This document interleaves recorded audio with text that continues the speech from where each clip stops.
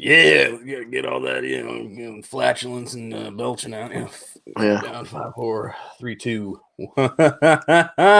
Woo-hoo-hoo! Welcome to Fantasy Sports Addicts Anonymous. My name is Tom, and you know what I am? I'm a fantasy sports addict. Woohoo! Yeah. All right, that's a lot of hooting and hollering. Today, we are at the absolute end of the Great Fantasy Baseball Invitational Draft. I'm joined by my good friends, Nate Dogg and James. Yeah, hi. Yeah, hi. It's a nice little podcast. We're gonna celebrate, do a little victory lap, or a little woo, we're done kind of thing. Go through our teams, talk about strategies, what we had in mind, maybe going in, and what the results really were when the draft's all said and done. Now, my draft. Let me get into this. If you haven't seen the latest video on YouTube, check it out. Because I got a problem with these limey fucking cunts. You know what I'm saying? People across the pond, these UK bastards, slowing down these drafts. There must be a lot of British people in league. What is it? What's the one that's only round 17 or whatever? They're on pick 277. Not even they're halfway through the draft. Yeah, it's pretty sad. Poor bastards. Too many British people. League 17. League 17 full of British people slowing it all down. But yeah, I have one last pick in front of me, and then I have the last pick in my draft. I'm still not done drafting.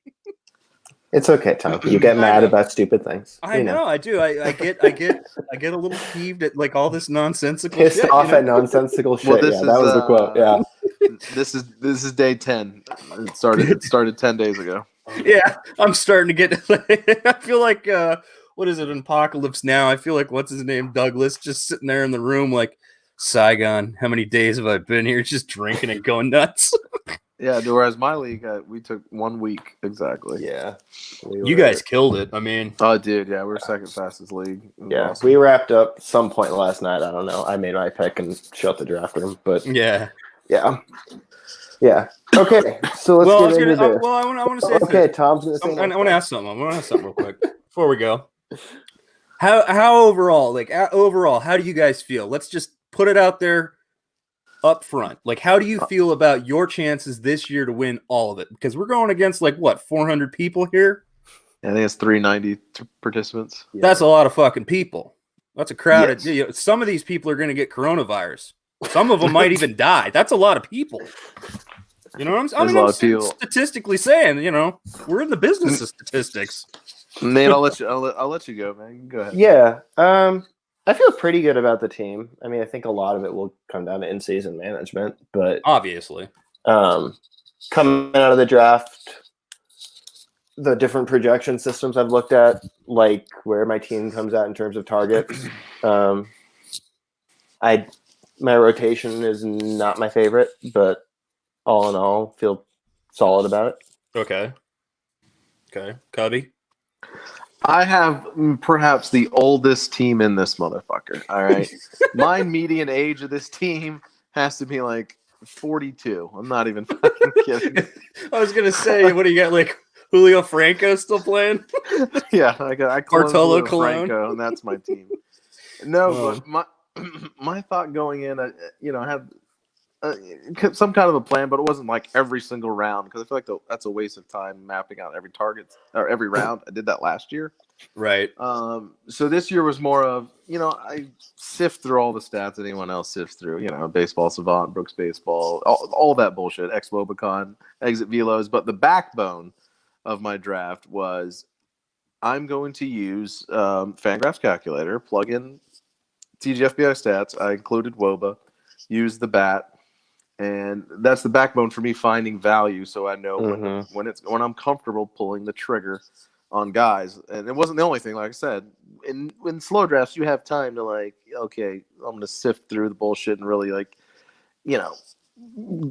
really try and narrow down what you want with insane statistics. But that was the backbone. So if I wanted to jump up a few rounds for Anelli, I know that's fine because he's valued, a couple rounds ahead of where I'm taking him. It was just really a nice way of doing things. So that's, I think, in using that as my backbone, I think that's why I have a lot of old guys because old guys tend to be age value.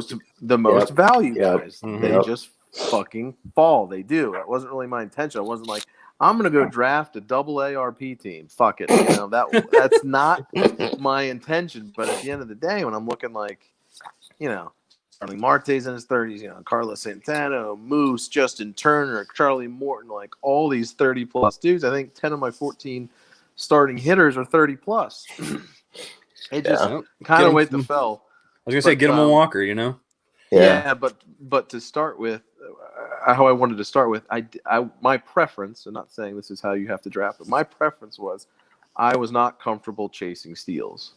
I was more comfortable chasing arms. I feel like I'm better at evaluating arms when it comes to sifting through the stats than I am hitters, and that's just my preference. That's not saying it's right. So yeah, hey, let's circle back to the strategy in a second, James. I'm curious what's your give your grade, and then we'll go back to James's team and break down that one first. Okay, well, let me just explain this. If anybody is not familiar with my drafting style, it's very much just sort of show up and point yourself at a computer. Oh, I was not even going to ask you what your plan was going in, because we all know you didn't have one. Well, I mean, I had a plan. Come on, you know. I mean, that's ask us questions. What was it? The KDS or whatever. You know, you got. I wanted first pick. I was like, fuck it, I'll get first pick. I was optimistic. I just knew I was going to get first pick overall. I mocked it so much. I was like, you know what, fuck it. First pick overall, and everything else, fuck it. I don't give a shit. Because like, just I'm comfortable drafting. What's that? Just to piggyback off, I was going to say, just to piggyback off. I mean, to me, that made the most sense. Was your preference? To me, that made most sense was 1, 2, 3 to get top 3, then go 15, 14 because it's better on the turn. It's easier to control team construct on the turn. And then after that, smack dab in the middle. You didn't want to be 10, 11, 12. You didn't want to be fucking 5. Yeah, and 4, we had 5, all 6. of that. Yeah. You were in the middle, James. Tom was 1. I was 14. Like, yeah. So we're a little mix of everything, which is, you know, that'll be an interesting study when we look at our teams. You know, you'll kind of see a little bit of differentiation. Of course, there's a little bit of like, oh, you did that too? I'm going to do that too. Right? Like, but so, yeah, again, I was just like, all right, I'm going in with this. I want the number 1. I'm either going Trout or Acuna, obviously, you know, like, I mean, I've seen people making the case for Yelich. You know, it's happened. I think it happened. Did it? No, I don't actually. Maybe not. I can check. I'm sure it happened a few times, but yeah, it did. I'm sure it did. Again, I'll accept the argument for Yelich. Any of those 3 players you could take in that 1, 2, 3 range, and it doesn't matter where, you're going to get something good. So are you just saying you get an A because you took Mike Trout? No, that was what I wanted to start with. And I had mock draft from that position. And when I mock draft from that position several times, I felt like that was where I wanted to be in the draft. It felt most comfortable. I felt like I had, again, on the turn, I had control of roster construct. I was able to double tap where I needed to. And the idea there was, okay, I know what players are going to be in this range because we've mocked so much. I mean, how many mock drafts did we do from like November on? You know, I mean, we mocked the shit out of this. I mean, they were slow, so it was really only 3 or 4. No, I feel like there were more. We did 1 super early. Well, a couple I quit, so. We were in and out. Some of them were like half-assed. But again, it was just kind of like, let's get people together. Let's mock. We'll half mock. 3 to 5-ish. Yeah, I mean, you know, I think I did maybe. Yeah, I was saying, just so people know, Acuna does have the number 1 ADP in this tournament. Yeah. Right. For obvious reasons. And Trout went number 4 in League 6. Yeah, I remember that. That's crazy. Was that the Cole pick where Garrett Cole went number 1? That would be my guess, but okay. No, it wasn't. I don't think it was. No. Okay. No, it wasn't. Oh well. Oh, was that the Soto number 1 or something? Soto went number 1 in the league. There was something where Soto went super early. I forget which league it was. That's crazy. There's 26 leagues, by the way, folks. Yeah, so these 26 leagues, just while we're still talking about, you know, just wider lens here, if you want to follow along with, you know, the draft progress or see how these 26 leagues have played out in the details, you know, for the video down below ahead of the comments, but not in the comments. There's a link for the SMATA spreadsheet. You can open it up in Excel or what is it, Google Sheets or whatever. Yeah, And you can take a look at, there's a ton of data, and it's fantastic. Cool. Yeah, It's it really amazing. is. Yeah. I mean, you can see where these players went. You can see the value. You can see projected standings, like all this stuff. It's amazing, and it's quite an endeavor for Smata. It's just So another, I mean, again, it's kudos just to him. another tool while you're drafting as well. So Yeah, just for your own leagues or just for your own interest or edification. But yeah, so I wanted that spot because I had mocked it, and just regardless, every draft is different. I'm not always going to get the same players clearly, but just what was in that range, I just really liked being able to select there. So that was my main thing going in. That was basically the homework I did, mock drafting. Okay. I mean, same thing, looking at sites and studying stuff like you guys do. Maybe not as in depth. We know I'm not an analytics guy, right? But you guys ran some spreadsheets. You were pointing me in some directions, and I found that to be very helpful. I feel like, my progression as a manager, I've always been fairly successful as a man, except in the dynasty leagues, but the home dynasties. But that's for other reasons, right? Stubbornness. But over the past 2 years, clone team slapdick nonsense. But hey, they won. Okay, 1-1 anyways.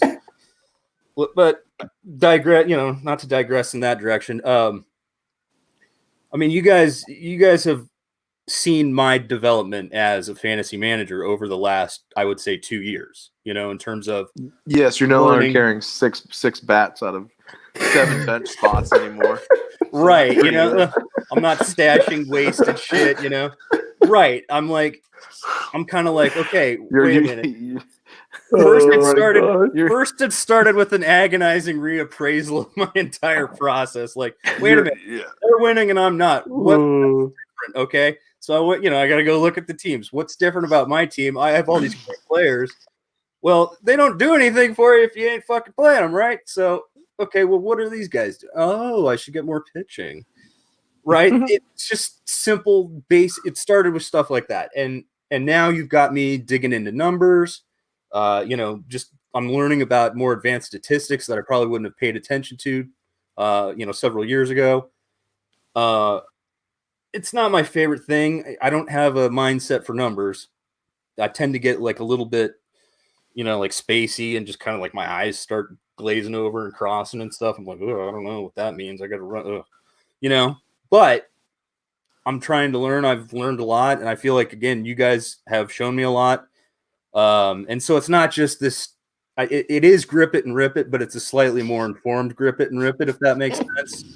Well, especially in a slow draft, you have time to even if you want to grip it and rip it, you can kind of step back and be like, oh, let me twist the stash for a moment. Yeah. And that's, the majority of our drafts these days are slow drafts, and that's nice for scheduling and other things. It is kind of difficult for other reasons, but when you have that slow draft, like you're saying, slow down a minute, it's nice to pick as quickly as you can. That's a courteous thing to do, but you have a little bit of time to kind of, okay, I'm going to take a minute here, you guys, and just let you know I'm kind of deciding between 2 players.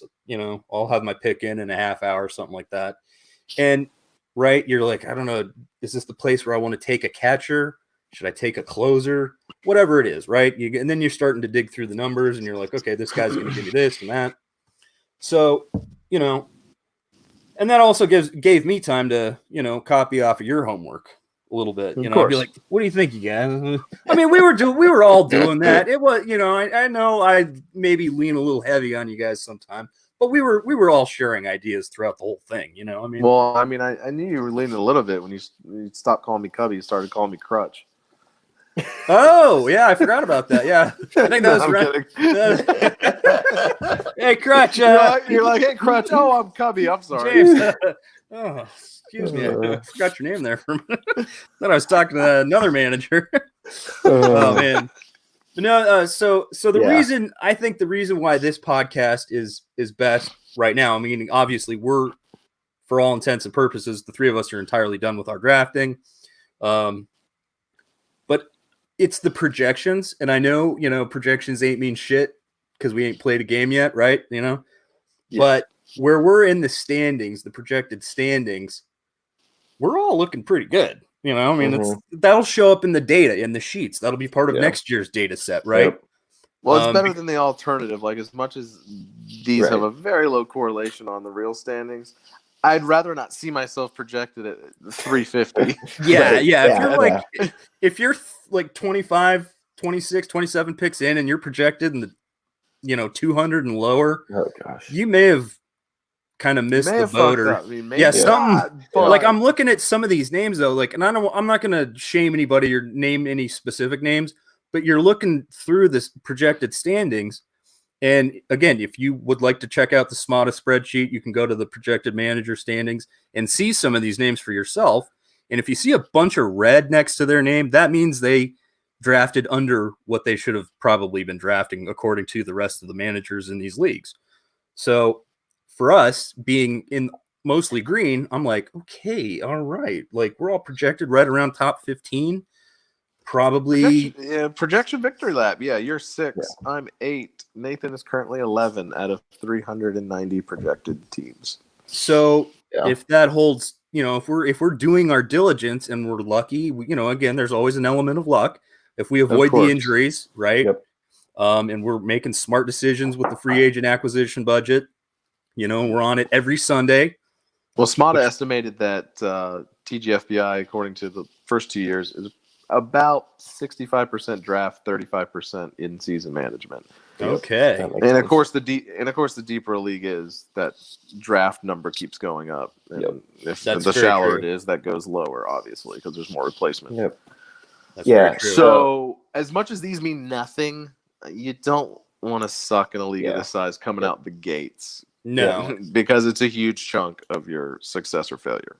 Yeah, and that's why when you see some of these names, you're like, wait, what did I do that they didn't? Or so I want to see some of these teams, and I'm like, after we get all settled, we're kind of done with the TGFBI and the Raz Slam. I want to go back and look at some of these names and some of their teams and kind of compare, like, well, that was a really bad choice they made, or like where I was doing something differently than they were, just for comparison's sake and for my own personal edification, right? But yeah, I mean, I love the fact that we're all like, I'm gonna destroy my league according to the projections. All right, I'll take that. Maybe I don't win the thing overall, but you got to admit, flying by the seat of my pants, copying off other people's homework, 6 out of 400, that's pretty fucking good. Speaking of copying off homework, why don't I'll go through kind of what my plan was, and then we can run through the rosters. Let's do that. Circle through that. So I kind of did map out. I was picking out the 14 slot, and so I kind of went through ADP and was like, not using ADP as the book because that's an idiot idea, but like thinking, okay, who might be available here? This plan went to hell so fast. Okay. I thought for sure I was going to get an ace around the turn. Did not. It still was helpful in terms of the rest of the draft, but now when you say turn, are you talking about first, second pick, or are you talking about out of 14, 17? So yeah, my first and second round pick. Okay. In every mock we did, and per ADP, one of Bueller, JV, or Scherzer is there, and none of them were in our draft. Oh wow! Pitching shot up at first and then dropped down. There was kind of a run on it, but then it slowed down. So honestly, it was a general idea there, and then I mean, James mentioned the sheets we looked at with comparing values and various projections. I think that's kind of how we all went through it. So why don't we, Cubby, you want to go through your roster? Yeah, I got it pulled up. Give me a moment. And again, so those of you on, iTunes or Stitcher or whatever, wherever you might be listening to this podcast, you're obviously not going to see the screen sharing. But yeah, this is Cubby's roster. You can see it on the YouTube channel. Now, if you are checking out this podcast, please, subscribe to my podcast. I'd appreciate that. It's very nice of you. Leave a little comment. Let us know how we're doing. You have any questions? Baseball questions? We're all here for that, right? Yeah, and you won't see the name, but it's Team 7 when you're looking at the video. Okay, so this is Cubby, Team 7 in this TGFBI league. Now. His first pick, 12. Yeah, I'm getting there. All right, hold on. The Cubs. All right, I'm getting it pulled up here. Yeah, Okay. James is coming out of the 7th spot. Yep, smack dab in the middle, Yep. which was my 7th preference, I think. Yeah. Really? Okay, so you weren't like, I want to be in the middle, because I know a lot of the FFO I was cool guys. with the middle. I just did not want to be in those odd spots. Like, I didn't want to be 4, 5, 6. I didn't want 4, to be 5, 6. 9, 10, 11, 12, 13. Okay. You know, 1 through 3, 14, 15, or 7, 8, 9. That was my preference. Okay. So going into it, I already knew what my decision was going to be at 7. It was going to be, for me, Story, Trey, or Garrett Cole. Yeah. Or even DeGrom. We'll throw in there. I thought for sure there was no way Cole would be there. It would make my pick automatic, but he was. Well, look, I mean, and yet I bucked value because Cole was definitely the highest projected value at that point that I could have taken, and then kind of set the tone with pitching and slammed hitters. But I don't know, man. I was just scared off at the last minute. Like, do I really want to take a fucking arm? I know it's Garrett Cole, but I don't know. I don't have any data to back this up. I just have this. As much as I like numbers, sometimes you have this gut feeling, and I have this gut feeling he's not going to be bad, but he's not going to be worth a first-round pick. I don't know. The move to New York, AL East, whatever. Right. So I went with what I was comfortable with, which was Story. Well, you're more than comfortable with Story. You guys are like best friends, you know? Well, he's on your speed dial. I think he's one of 4 players projected to have a plus 0.75 Z-score across all 5 categories, which means he's a 0.75 standard deviation above all other players across all 5 categories. So it was like him, Lindor, like Trout, and probably Acuna, I think. I was going to say that's a very specific company. So somewhere in that mix, maybe Yelich was the outlier, and then you had 4 guys at plus 0.75. But anyways, so I wanted to get a 5 category contributor, shocker, and from there I was basically like, all right, Starling's got to be my next guy. I need to pocket some speed because I'm not comfortable chasing it. And here early on is where I really started just jumping ADP. Like, if you look at Smada's sheet, my first 8 picks when it comes to ADP value are like red as fuck. Okay. Because I wasn't getting air quotes ADP value because I was taking them early. Ahead of their ADP. Okay. Yeah, but on the projected sheet, like Nate, pitching went flying fast and furious. The time I got to round 3, I saw that Charlie Morton looked at his projections, looked at his projected value, and it was round 3. And he's an underrated guy. A lot of people have him in their top 12 or 13. I think Enos Harris has him like 13. I think Paul Sporer has him 12 or 13. Yet I took him as like the 17th starting pitcher. Okay, I couldn't pass that up. I didn't care that he was a round 4 value. Jumped up, made sure I grabbed what I think is an SP1 and a 15-teamer. Nate, do you mind scrolling back up just so we can see that real quick? Yep. Yeah, and then from there, this just totally threw me for a loop. I get to round 4, and Mondesi, who we all know is a terrible hitter, an atrocious hitter. Right. Well, but he's sitting there for me in round 4, and I really twisted my stash, and people were probably like, "What's taking so long?" You know, Mondesi's right there. And because I was looking at some data, and really, he doesn't even start to return value until round 4, and even then, it's only about 5%. Okay. Going forward, round 5, 6, 7, 8. The further we go, he returns positive value, but it wasn't until right there at my spot. So at 54, I set the max on him and said, "Fuck it, there, boom." So I got Story, Starling, Mondesi. I mean, that's a lot of speed. Bat. Yeah, from the bat alone, that's like 80 steals. Okay. it's like 40, 30, and 20. It's like 90 steals. Okay. Well, now what I was going to say is I thought you weren't chasing speed. You said that, right? And then you end up with Mondesi. Wasn't. But that's early. That's round 4. That's not chasing. Okay. Well, he's preventing me from chasing. Well, he saved you from chasing, but because after about pick 100, so round 8 going forward. Yeah. I mean, it gets a little dicey. You can find speed, but you're also going to be lacking on this, that, and the other. Right. Yeah. Doing a Malik Smith? No, you don't. Yeah, no, guys like that. Definitely don't. So, and immediately I jumped ADP again after that. I'm not going to go through every pick here. I'm going to bounce around soon. Okay. But right after that, I was like, I have Check your boy. I had to take Nelly. I felt light on power. I was light on power with Starling and Mondesi, my other two hitters besides Story. So I jumped Nelly. Nelly's got like around 3 or 4 value. Mm-hmm. So me taking him in round 5, which is still like 2-3 rounds above his ADP, is likely still going to be a value. Yeah, you're gonna be just fine with that because and then here's where I jumped again on the very next pick. Carrasco's ADP is more like round 8. I jumped up to round 6. That's as high as I was willing to go because that's where his projected value was. And I mentioned the money.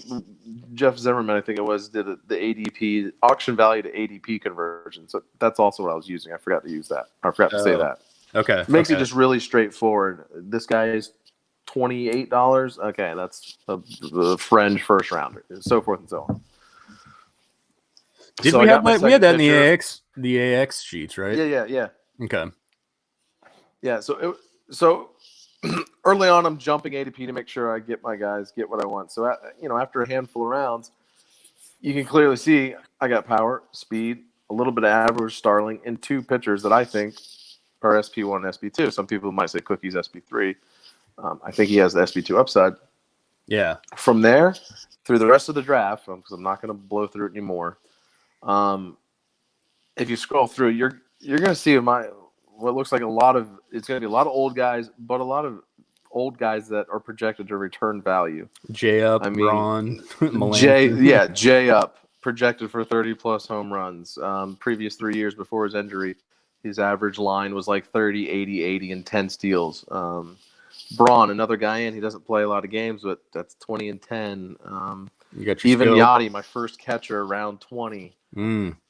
Scope is another value because he's on a shitty team, so he goes at 300, even though he can give plenty of homers. Even though he can get, plenty of homers, plenty of plate appearances, and that's the other thing I focused on a lot was plate appearances. Like, I know it's flashy to get upside, and I'm not against it. I will take upside where I can, but I think too many people think you have to get upside to win, and you don't have to. Boring can win. An upside, but boring can win, and so boring most often wins, really. Beyond the projected values and stuff like that, I've been babbling about. If you're just looking at the screen, mostly what I was going for was value and plate appearances, and holding my nose on a couple closers that are currently in the job. They might lose it, but like I said, I wouldn't necessarily play it safe, but I just kept finding value. So we'll talk about at the end. So at the end of this, I don't know if I agree with this top 10 projection that's Modest Sheets has me at, but I think I have a good baseline. Like, there's a lot of, it's like a safety blanket with all these plate appearances I have and all these guys that are locked into rotation spots and guys that currently are in closer positions. Like, well, and pretty much what your last 7 picks, maybe a little less Simmons, but if Wood gets injured or doesn't start well, if Alvarado's not getting saves, if Winker's in a platoon, like, these are guys you drop and you fab. Like, no problem. You churn them and you've got your base above that. Like, easy. Yeah, and you can. All right, we just lost James for a minute. He'll get back in here in a sec. But again, just looking at his last 7 picks, like we were saying, like what Mike Ford, Jose Peraza, you're going to sit there and hand wring over, like, do I drop this guy or not? There's something better. You hit that waiver wire as soon as you can, right? And according to Samada's sheet, like, James over the last 2 years has been one of the best in-season managers. So yes, he has. He'll be totally fine with this. Well, even like last year when both of our teams were dead, like, he and I were just like talking about, what do we do here?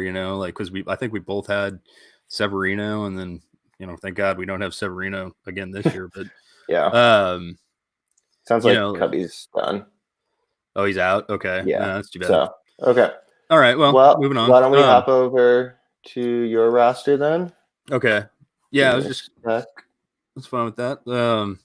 Thank you, James, for joining us. And of course, if you want to talk to Cubby on Twitter or something like that, hit him up at CUBBYNOLE at Cubby Knoll. He's happy to talk to you about baseball anytime. Just don't harass the man. You know what I'm saying? Yeah. Okay. So so you had your number 1 pick.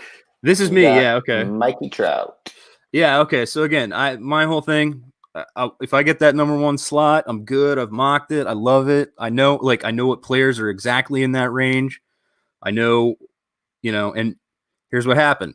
Shit changed. We know this. This always happens, right? You mock it 1,000 times and you're never going to get the same draft. Then you get into the real draft and it's completely different too. The only consistent, I mean, there's a handful of crossover players I've had from mocks to my actual draft, but the only constant really, Mike Trout, I was really shocked when Bieber fell because, if you noticed in James's draft in the first round, you had DeGrom going 4th overall, and then Cole fell to 8th. So there was not as much, grabbing of pitching in my league, so like, okay. Oh, wait a minute. Oh my God. Way slower for you guys. Yeah. Like a really nice tippy top starting pitchers right there. I mean, I hadn't intended to take 2 fucking pitchers on the turn there, with Bieber and Castillo, but I'm like, all right, I like both these guys. I think both of them are continuing to develop and grow. No, I loved this start. Double tap it, baby. All the way down. I mean, Rizzo in the 4th, Moncada in the 5th, Gallo, you're high on Robert. Like, yeah, I couldn't. You know what? It was funny because the way that played out, it was exactly like the mocks. I mocked Robert every single time. I didn't even care what spot. Really I was just like grabbing Robert just for fun, like, oh, splashy pick. People will talk about it. And then I actually, like, he was literally like the next ranked player. I was like, fuck it. You know what I mean? I was just like, all right. That's huge. Oh, yeah. So, I mean, if he starts the season with the White Sox, like, ooh, all right. And even if he doesn't. He is now that he signed that extension. Yeah. And then, so, okay, keep moving. I was able to get Cookie. What round is that? That's 9. So, again, on the turn. So, 8, 9, roughly the way James was describing it. I wanted to make sure I got a closer there, too. So, this start, I've got 3 starting pitchers, pretty good offense going in. All right. Now here's where I start, because this is easy. This is the first 8, 9 rounds. Okay, we're getting into pick 10 here. Let's start looking at the numbers, the sheets, the deeper stuff. Let's figure out what we got going on here. I wanted to make sure because again, 2 catcher setup. I'm not missing Sal Perez. We talked about that all preseason. Oh yeah. I like his value here. Yeah, Gurriel just sort of fit. Like I'm like, all right, flex, corner utility, whatever. He's a nice average pillow too. Yeah, that was mostly like if you'll notice, I tried to get as much average, as much like fluff of my batting average as I could because I do have some low average hitters, but Gallo. Yeah, like Gallo, maybe Upton, but I tried to fluff the pillow where I could. I was surprised. I was shocked. I'm not a Heaney guy necessarily, but all of us have Heaney. Yeah, okay, that might be our our Thelma and Louise going over the cliff player. But yeah, I just wanted, I was like, I gotta get some upside here, and he does have some upside. Hauser, hopefully his shoulder's not destroyed or whatever. Yeah. Well, I'm a Cubs fan, so yeah. Well, yeah. Obviously, you've got to buy it. I mean, so you can kind of see what I was doing here. Okay, now I got to, circle back, get some more saves, get some more speed, fluff the pillow with Winker possibly. I wanted another stash type player. Evan White may start for the. Yeah, he's your guy this year. Yeah, I like Evan White quite a bit, and then of course. Oh, dude, you're on the clock. Oh, look at this! Last pick in the draft, baby. Let's just fill it out. Look at this. Do it. Check it out, Bubba. All right, this is the. I'm gonna set the bar here. Mr. Irrelevant. Oh, yeah, Homer Bailey. Just for fun. I mean, fun. Yeah, there were players I probably should have had otherwise, or that might have been more beneficial, but whatever. Homer Bailey's my last pick. It's kind of a funny joke. I mean, James was tweeting about his potential value. Just really, really late. You're not risking anything, but I mean, you see I like Lester's value in the 29th. Oh, yeah. I mean, I'm like, well, I need some wins, because it was like, oh, I'm light on wins, so I just kind of filled it out. I mean, he's a workhorse. He'll get you innings. He's not going to strike out everyone, but he'll get you Ks. He'll get you some Ws. Yeah, and I mean, worst case, I'm spot starting him. Luke Jackson. I mean, my boy, Cool Hand Luke. I will draft him every draft I can. Like I will. He's my green eggs and ham. I mean, he's Cool Hand Luke, motherfucker. I mean, so I just love him, his potential to pick up wins, saves, the strikeouts, everything. Like, I mean, his ratios maybe aren't the best, but those could always clean up, you know? I mean, I'm not stressed. I'm not stressing it that late. Yeah. One thing I think that was most interesting, the absolute most interesting pick in this draft or of my team was Aristides, right? Aristides, I think. Aristides Aquino. Okay, Aquino, yeah. And look how far he fell. I mean, I think I set the bar on how late he fell. I'm not every draft he did fall. Like, yeah, he kept falling, obviously, for obvious reasons. You know, I mean, there's rumbles he's going to start the year in the minors, so nobody wants that. No, but I mean, the dude hit like 50 home runs across multiple levels last year. You know, I mean, yeah, his power is not a question. I just don't know if he's got a spot to play, right? Or if he can hit the ball other than homers. Yeah, make consistent contact. Yeah, but I thought, you know, this late, why not? You know, oh yeah, definitely worth a gamble here. That power was so intriguing last year. I mean, he was just like on the carrot. I had him in a few leagues, and you know, what was sad is the leagues I picked him up, it was like too little too late. Like he couldn't save my teams. Yeah. But the teams that really needed him, you know, I was like, I wish I had him. But yeah, I mean, I was talking with everybody in this draft. You know, we had some good names in this league. Unfortunately, we did have the UK slow down all the time. He's the guy on the other turn. He's a good guy, though. Yeah, you have the max on him right now, and he hasn't been taken in the 2 slower leagues yet. Okay. So for me, yeah, I just like people were like, man, I'm getting sniped. And, you know, I kept getting those like DMs like, damn it, you sniped me. Oh, you know, I mean, you always love that as a manager, you know, when somebody's like, damn it, you got me again. And you're like, all right. You know, it was the right time to take that player. Right. And, you know, like, you're a little ego boost. You're like, yeah, motherfucker, I fucked up your draft plans. Eat that shit, you know? So when I was getting that, I was like, all right, you know, and they're at, you know, everybody's like, man, I'm just getting destroyed. My Q's getting machine gunned here, you know? And I'm just sitting there, just sitting pretty because I love that turn. I was like, I'm never without a selection. Like there's always something I know that's going to be in my range. Well, and sitting on the true turn, you really get that double. Like there were times where I was like, this guy and then this guy, and then 15 took my second guy. I was like, okay, fine. Okay. Yeah. But, but yeah, just being able to double tap. I mean, you see how many times I actually double tapped specific things like starting pitching or whatever. You know, so like I love that. I love the turn. I'm so glad I got that spot. I feel very confident going into the season. I love that team. I really do. Yeah, it's a good squad. Just now it's all down to in season and not getting injured. No, I mean, honestly, I don't think any of us have any of the pitchers who have died in the last week. So no, I mean, outside of Hauser, and Hauser's kind of a wait and see, but you know, worst case, look how late I got him. You know, well, not late, but late enough that it's not it's manageable. Yeah. Like it's not like Severino last year for you. Severino this year. I mean, 2 managers ended up with Severino. I know that. Well, that was an auto, but yeah. One was auto, and I think were they both auto? No, the other guy I think didn't check the news when he woke up. I heard Mason say. Okay. To sleep in the bus, and I think that's what he was talking about. He said somebody woke up and like didn't check the news and drafted somebody. I was like, oh, bro, that's brutal. There's that, and then there's the sale. You know, so we were able to sort of zig and zag and weave in and out. I was honestly avoiding any of those names in the first place. Like if I had to take them because I missed something, you know, like I didn't get. I mean, again, that Bieber Castillo really changed. I was not expecting. I was maybe going to try to get one starting pitcher, but the fact that I had both guys I really liked, they're just sitting there staring at me. I'm like, I mean, and that just changed the entire thing for, I think, the better, because it allowed me, you know, like next 4 or 5 picks, just all offense. Yeah, I think Bafflip Crazy is the one who's kind of popularized the kind of pocket aces idea, but for sure, getting these 2 just set you up the rest of the way. Yeah. And so I'm happy with that team. I didn't feel nearly this positive about my, you know, draft results last year. Now, mainly because we got the Severino news, you know, and that was even before it was TJ, but we got that news before we were even done drafting. So after that, it was kind of like, I'll do the best I can, I guess.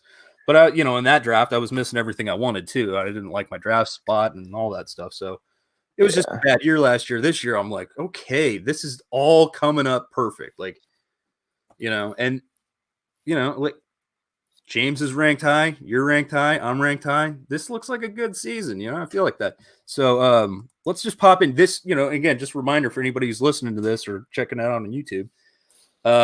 Nate, this is your first year.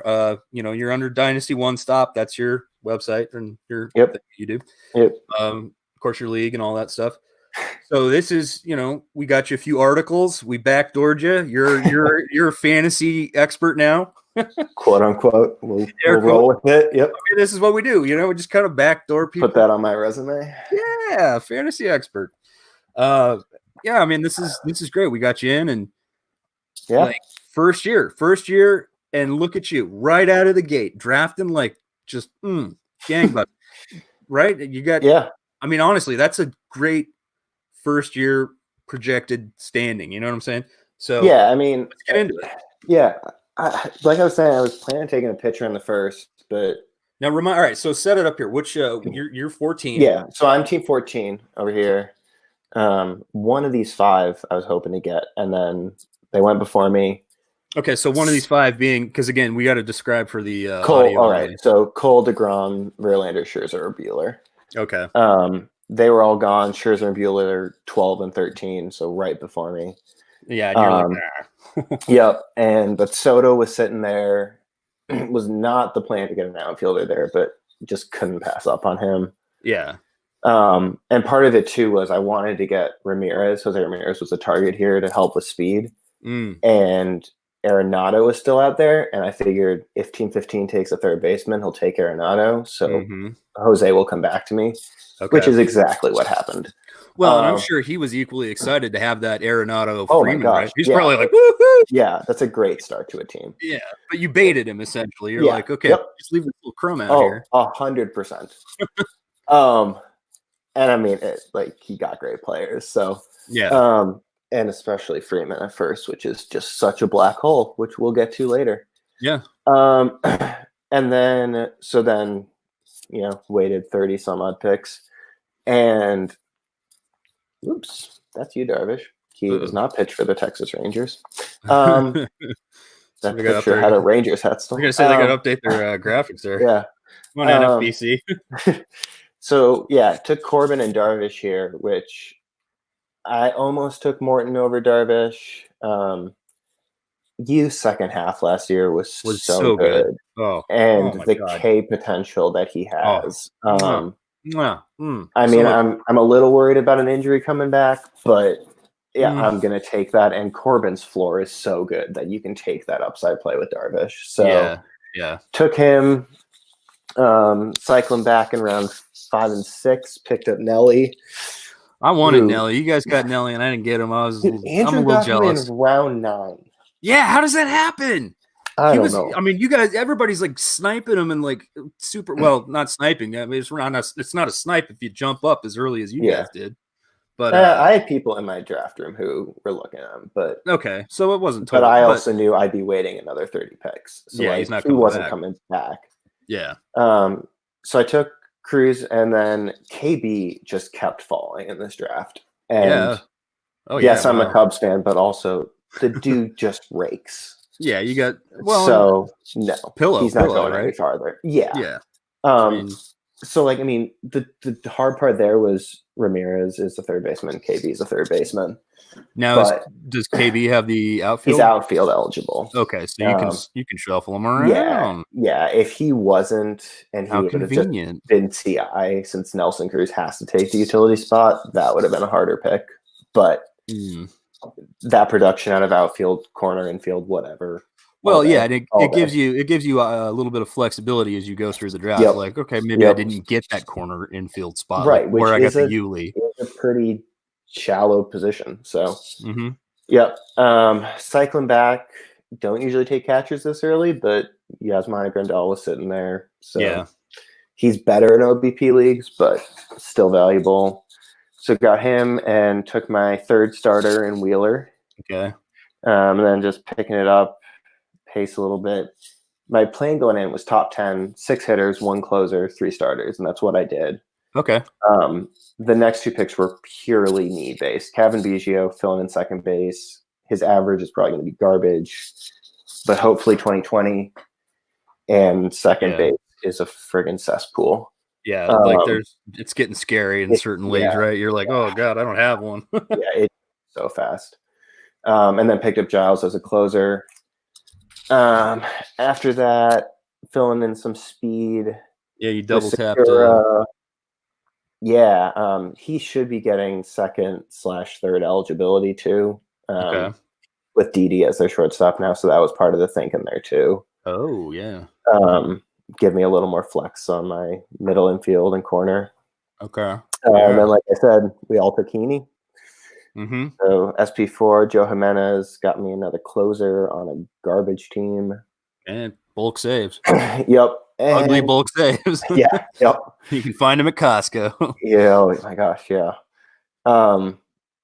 And then Jock I took for first base because first base, just like second, it's so bad. Yeah, you got cleaned out. I mean, right? Like Luke Voigt's, look how early Luke Voigt went. Yeah. Well, if you look at this, every time, let's see, I got sniped on first base so many times. Gurriel and Hopkins, both targets here, went right before me in the ninth round. I was looking at, who was it? Oh, I was looking at Crone in the 15th. Okay. Went there, which is like 3 or 4 rounds ahead of ADP. Man. Just, yes, all over. And honestly, I'm hoping Peterson gets traded. I don't know if that Angels deal gets resurrected or what, but I want him out of LA. Okay. Well, the Dodgers. Angels are fine. Just shuffle him across down to Anaheim. Yeah. Verdugo, I know there's a little injury concern, but reports are he's ahead of schedule. Okay. What back fracture was the injury? Yeah, I don't know if it was a fracture. It was something with his back, though. Yeah. Okay. Rest of this was just filling in needs. Darno's, whatever. It's a second catcher. I like Santander this year. I mean, a lot of people do. I wasn't able to get him. Pretty good. Yeah, no, I wasn't able to get him. A lot of people are expecting him to kind of improve on what he did last year, and I know he's one of those popular kind of late sleepers. So yeah, Kinsler doesn't technically have the job, but I think he'll be closing in Miami. Yeah, Pagan is just a Yates injury away from getting saves again, and he's going to give me great ratios regardless. So. Okay, I believe I selected Pagan as well. Yeah, you did. I think it's always multiple rounds later, but yeah. Well, Gossman. Anyone else? I love your Gossman. Gossman. I wanted Gossman. Like you were able to get a lot of guys. So it's funny. Like I'm getting guys later than you were, which you probably would have preferred. But part of that's the turn. You were on the other end, so yeah. Right. Yeah, but you're also seeing names here. Probably a factor of the fact we're on different ends of the draft. But like, I really wanted Gossman, but you don't always get what you want. You got to roll with the punches. Yep. Sometimes Jock Peterson's your first baseman, and then you do what you can with it, right? That was part the Ryan Braun pick too, because he's going to be playing first for them. So again, picking up eligibility. All right. Any of these last 10 you find interesting? I like the Nico stash, and I like the Miggy. I really do. I mean, Nico has been tearing it up in spring, which like spring training, take it with a grain, but second base is wide open for the Cubs. Yeah, that's more or less his by default. Could break camp. I mean, I was reading he is going to break camp just based on his defense alone. We'll see. I mean, we've got Descalso and Kipnis and Bodie, which none of those should excite anybody. But no, Nico never even played AAA. Like he came up last year because hasn't he played like something 70, 80 games professionally total? It might be a little higher than that, but I mean, it was Javi got injured and then Addison got injured, and the Cubs were just like, well, we need a shortstop. Okay. So we'll see. Even if he doesn't start the year, though, I mean, if he's down forever, I'll cut him at this price, whatever. But if he's up, I would expect worst case a month. Like you got to figure he's up, sometime in April, May. Yeah. I don't see it being too long. No. Give him like a month down there to kind of like, okay, he can do it. He it's for real. It may be service time stuff. Who knows? I mean, the Cubs did play that service time game with I don't Bryant, know if they're gonna with Nico. They may not because It's they had options. They didn't have to necessarily bring up Brian immediately, even though they should have. Well, right? I mean, Michael was our starting third baseman, so that we did not have options. Okay, well, but but it was 2015, so it was that wasn't the contention cycle year, right? Like, yeah, and we were supposed to start contending in 16, and this year there's a fire. So yeah, this year it's like, okay, the fans are getting restless, so there are gonna be riots in the streets of Chicago, or they're gonna all go root for the White Sox. It's an exciting team over there. Yeah, I mean, right? I don't know. Yep, and they actually spend money. Bomb, I like your Alec bombs away there. Yeah, again, hopefully early call up, if not And one of the weird things with NFBC is you can draft prospects, but you can't pick them up in season if they weren't initially drafted until they're called up. So, like, I could drop them. I don't remember that. I don't remember that from last year because we were picking them up two weeks ahead of time. Like, we were putting in our fab like $1, you know what I mean? And like trying to get as many guys. I have not found it in the rules, but I know Mason and Spore were talking about on Sleeper in the Bus. So maybe that's a main event thing, not a other thing. I don't know. Yeah, we'll double check. We'll get that information and figure that out, because again, that's obviously important to know, right? Like, if you can be ahead of the curve with the free agent acquisitions instead of like stampeding to the wire, and all of a sudden people are like, right? I remember last year. Yeah, like people are like throwing down $500 on the first closer carousel move, and it's like, well, you just blew half your fab, dude, and we're in like week 2, like slow your dough roll there. Yeah, I mean, it's not Vickery like most of our leagues, so right. Yeah, whatever you bid on, like, well, there you go. Yep. Yeah. So honestly, I think we've all got solid rosters. It'll just be in season management really to figure out. Where we end up, and luck. Yeah, I mean, there's obviously, we're gonna have to dodge the injuries again. But just the way we did, just in the draft. I mean, I'm assuming we've got mostly healthy players. Obviously, there's going to be some of that, but the in-season management. If you're in a league like this, or if you're in one of these leagues and it's your first time, like Nate already knows the drill because you've seen us do it, and you've been like, didn't you co-manage for a while for me last year? I covered while you were in the hospital. Yeah. Yeah. So you're already initiated. You know what I'm saying? But if you're not, like, you want to try to be a week ahead, 2 weeks ahead of the actual action. If it looks like, a certain team's closer is, you just don't like what you're seeing, something like that, a couple blown saves or something, or just it's a rocky situation, you may want to go out there and just pick up the handcuff. You know what I'm saying? And that's what's what is it? Who has the best closer depth chart? Is it Fantasy Pros? Oh.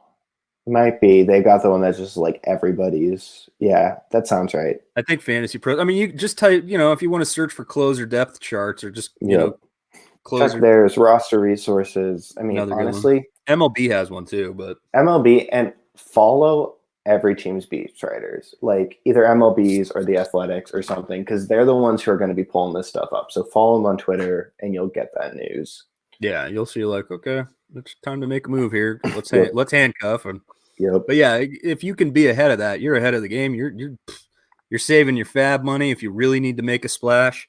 What was it, year 1 that Soto got called up, and I just happened to have a fuck ton of cash. I was like, shooting my wad, Yep, and it paid off, right? Last year, a lot of people thought Tabapalooza that one of those prospects was going to be this year's Soto, and they were back in the minors in 2 weeks. Yeah. I mean, it's pretty sad on that front. But yeah, I mean, if you can get ahead of those prospect call-ups, like, I mean, I forget what list I was looking at the other day. Again, it might have been Fantasy Pros again. But basically, like, top 2020 redraft prospects. Like, so not like the top prospects, because those kids are riding tricycles still, some of them. Yeah.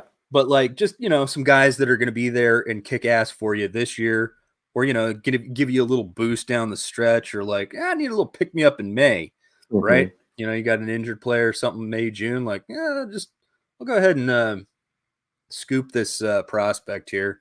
Yeah. Wait for him to get called up. Oh, he's getting called up Wednesday. Hey, good thing I bought in on Sunday for $1. like right. Yeah. kick a buck, $1, no bucks, $0, right? Yeah, I mean, I think the minimum bid is zero. No, it's one.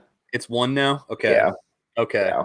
So you got to at least you run kick out, a buck. you're done. But okay. Yeah. So you got to at least kick a buck. I loved the $0, $0 though. That was fun. $0, $0. I mean, right? How there's not a shirt for that for RotoWire. Yeah, I'm surprised there's not $0, $0. Dude, we should just make one. I probably should. All right, that's it right there. I have shirts. I've just never really talked about them or promoted them.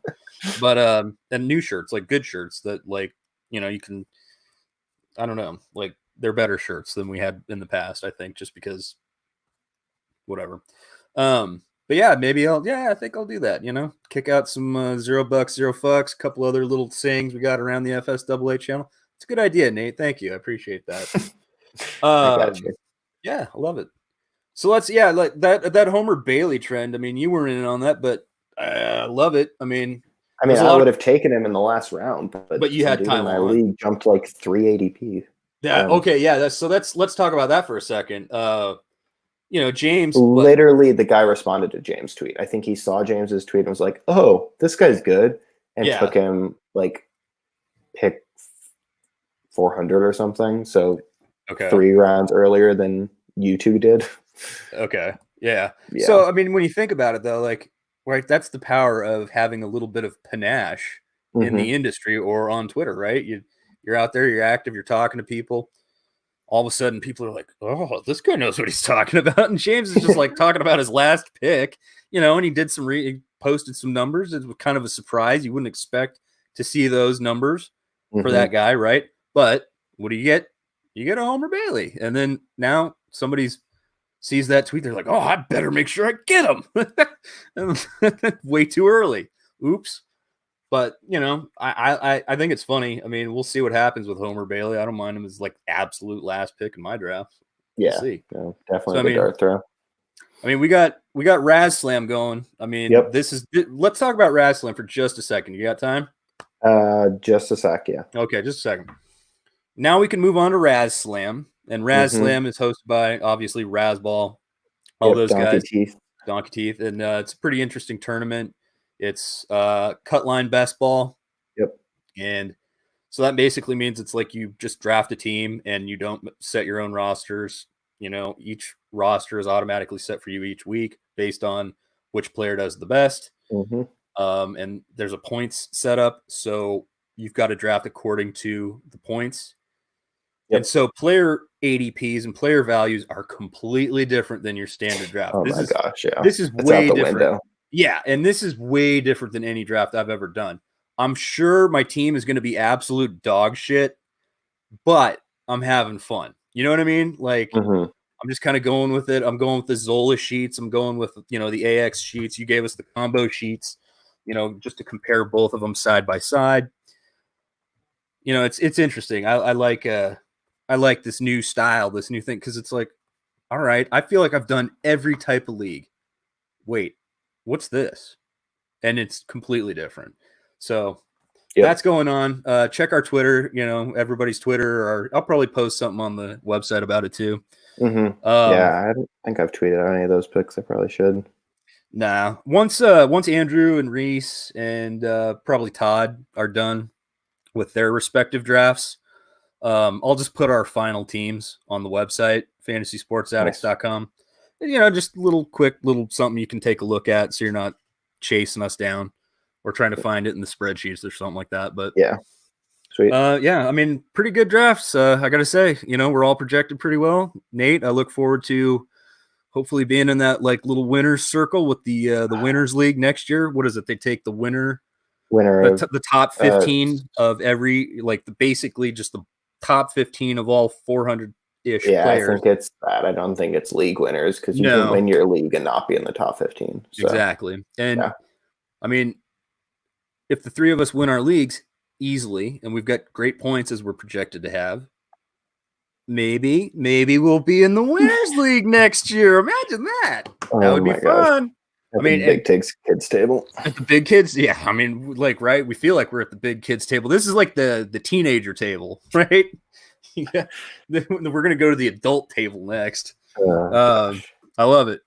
No, but thank you, Mason, Justin Mason. I just want to throw that out there for hosting these TGFBI leagues and having us. Great. Thank you, Cubby Knoll, for joining us. James, great drafting. Nate, thank you for joining me at Dynasty One Stop. Yep. And check them out on Twitter. Give them a follow, subscribe, all that stuff.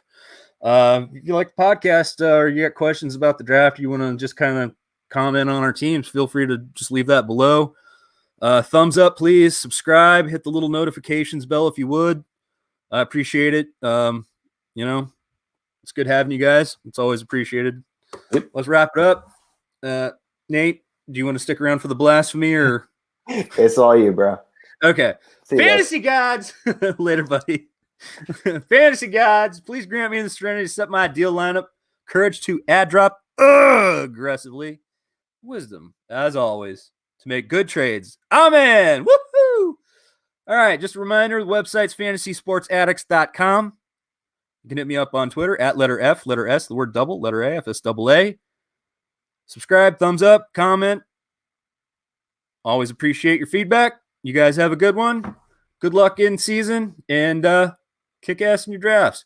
Also, while we're talking about this Sunday free agent acquisition budget and the picking up free agents once a week, I will be doing a Sunday free agent acquisition budget show. So stay tuned for that, among other things, on the YouTube channel. All right. Mahalo.